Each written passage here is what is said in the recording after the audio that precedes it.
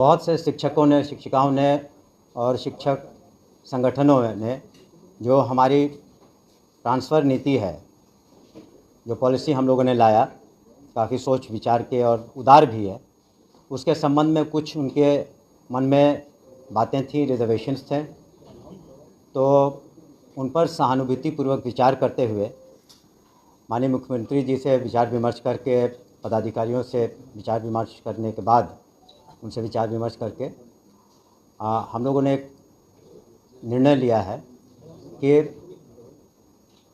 जो ट्रांसफ़र नीति है, स्थानांतरण नीति है, उस पर हम लोग तत्काल स्थगित रखेंगे। दूसरी चीज़, ये जो सारी सक्षमता परीक्षाएं हैं वो सब पूरी हो जाएंगी, जो 5 चांस दिए जा रहे हैं, तो उसके बाद कम से कम सभी को एक मौका मिलेगा, क्योंकि अभी करने से जो लोग सक्षमता परीक्षा दे रहे हैं या देने वाले हैं, तो उनके साथ थोड़ा एक तरह से उनको उतना फेयर नहीं होगा उनके लिए।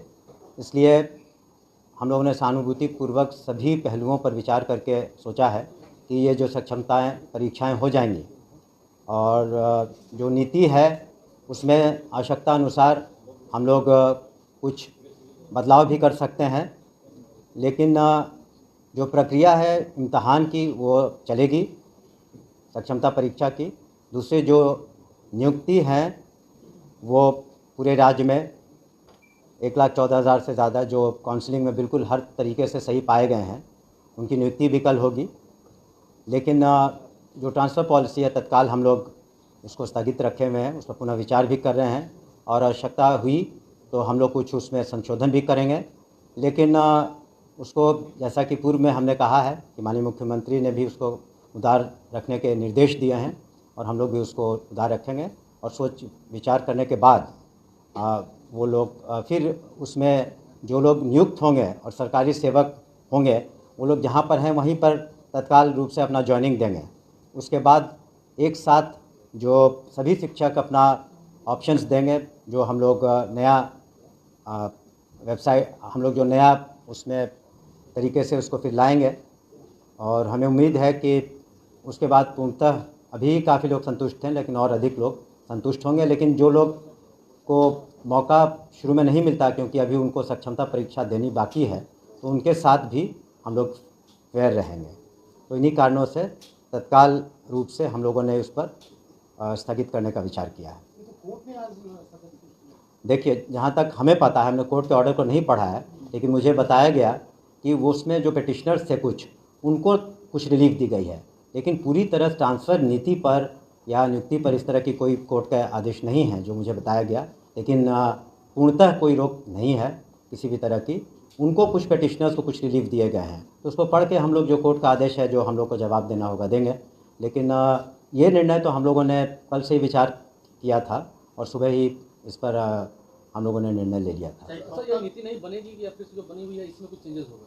हमने कहा कि ज़्यादा संभावना जो नीति बनी है उसमें कुछ संशोधन आवश्यकता अनुसार जो मांगे विभिन्न संगठनों ने उठाई हैं, या शिक्षकों ने, या पुराने शिक्षकों ने, नए शिक्षकों ने, तो निश्चित रूप से जो बातें थी कि जो असाध्य रोग हैं या महिलाएं हैं या फिर हस्बैंड वाइफ की, वो सब बातें तो रहेंगी ही।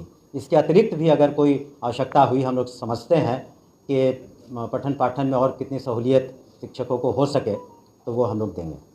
मंडल को लेकर जो पुरुष शिक्षक थे वो कहीं न कहीं नाराज थे, तो उस पर क्या असर रहेगा? वही हमने कहा ना, इन्हीं सब लेकर के कुछ लोग मिले भी हमसे, पदाधिकारियों से भी मिले, तो हम लोगों ने, ऐसा तो नहीं है, हम लोगों ने तो जब इतना माननीय मुख्यमंत्री जी ने किया है शिक्षा विभाग के लिए, शिक्षकों के लिए इतनी नौकरियां दी जा रही हैं, तो उनकी बातों को भी हम लोग सुन रहे हैं और इसीलिए हम लोगों ने एक कह सकते हैं कि टेम्पररी तरीके से उस पर स्थगन लगाया है और उसमें जो आवश्यकता अनुसार हम लोग संशोधन भी करेंगे पूरी बातों को पढ़ करके, ताकि किसी तरह की कोई किसी को डिससेटिस्फैक्शन नहीं हो।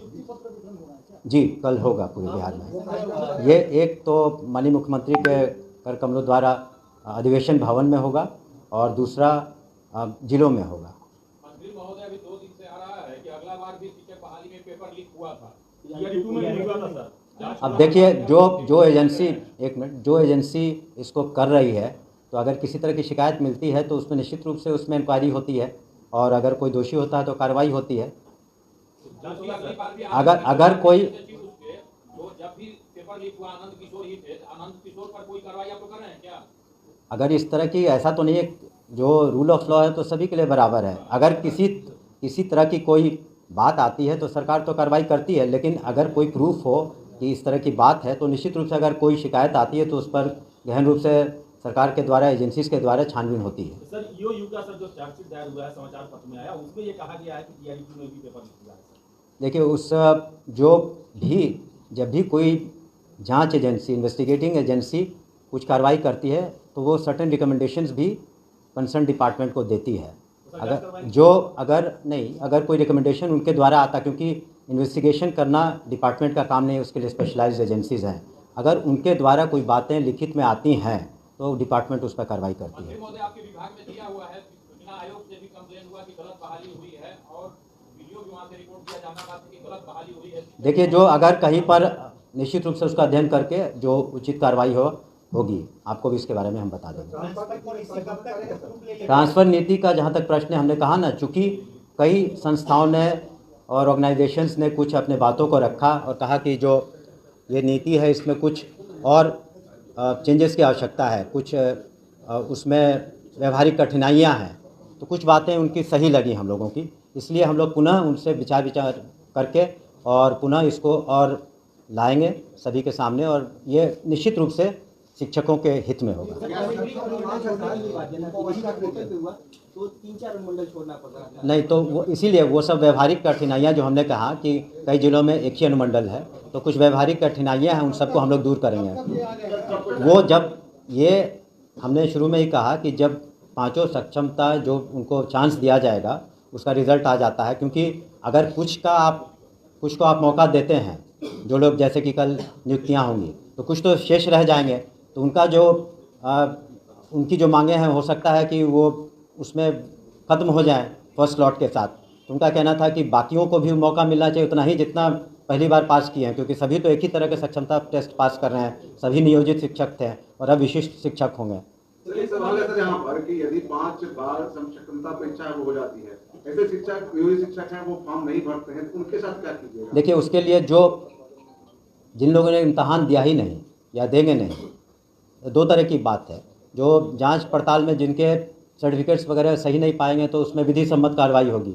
दूसरा कि जो देते ही नहीं, तो उसके लिए अलग से कमेटी बनी है, जो बिल्कुल नहीं देते हैं तो उसमें अलग से हम लोग उसमें निर्णय लेंगे। सर, कल जिन्हें नियुक्ति पत्र मिलेगा उनको सेवा निरंतरता का भी लाभ मिलेगा, इतने वर्षों से कार्यरत हैं? जी नहीं, जो आप पहली बार, आप तो सरकारी सेवक हुए हैं ना, तो सरकारी सेवक तो आप जब से आपकी नियुक्ति होती है तब से आप होते हैं, और अब तो आप सरकारी सेवक होंगे, और उनसे भी हम अपेक्षा करेंगे कि पूरे लगन के साथ और बिल्कुल कर्तव्यनिष्ठा के साथ अपने कर्तव्यों का निर्वहन करेंगे। वो अभी तत्काल हम लोग जो कैलकुलेशंस हैं, हम लोग तत्काल 1,14,000 कुछ है। जिन नियोजित शिक्षकों ने परीक्षा नहीं दिया है, क्या उस पर किसी तरह की कार्रवाई की जाएगी? नहीं, अभी तो उनके चांसेस भी खत्म नहीं हुए हैं, अभी और मौके तो बाकी हैं। मौके जब पूरे ख़त्म हो जाएंगे, उनका प्रश्न था आपके पत्रकार का, दूसरे पत्रकार बंधु का, कि अगर कोई नहीं देता है तब क्या होता है, तो उसके बारे में हम लोगों ने एक कमेटी बना ली है, उसके बारे में हम लोग अलग से निर्णय लेंगे। माध्यमिक शिक्षक संघ ने भी तो आंदोलन का आह्वान किया है, मकान जुलूस में निकालने वाला। अब देखिए, किसी को कोई अपना, हम लोगों ने तो हर तरीके से सभी बातों को रख के सक्षमता परीक्षा जो पास करेंगे उनको तो नियुक्ति पत्र मिलेंगे ही। आंदोलन के लिए उसके बारे में मुझे जानकारी नहीं है। 1,14,000। हाँ जी, 1,14,000 जो शिक्षक वो सक्षमता पास करने वालों का है। जी, सक्षमता वाले इसमें किस ग्रेड के लोग हैं? प्राइमरी है, सेकेंडरी? सभी तरह के हैं इसमें। सफल हुए थे, उसमें कुछ प्रक्रियाधीन है, कुछ के सर्टिफिकेट्स में कमी थी, कुछ में और थे, जो पूरी तरह से काउंसलिंग के बाद फिट पाए गए हैं, तो उनको और मौके दिए जा रहे हैं कि आप अपना, फिर उनको भी हम लोग नियुक्त करेंगे जो सही पाए जाएंगे।